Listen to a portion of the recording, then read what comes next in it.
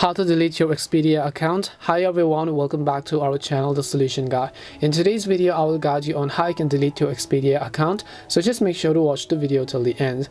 In order to delete our Expedia account, all we have to do is go ahead and simply launch the Expedia application and then make sure that you're actually signed into your account. Now once you're signed into your account, what you have to do is from the bottom right, just tap on the profile icon and then you'll come to the profile page where you have to basically scroll down to the bottom until you get to the option called delete account, which you see over here.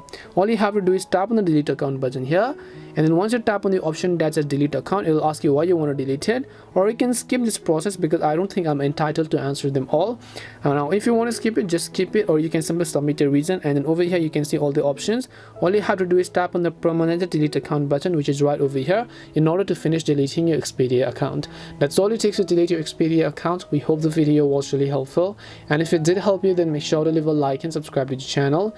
If you have any more questions though, feel free to leave them down. Thank you very much for watching and see you in the next video.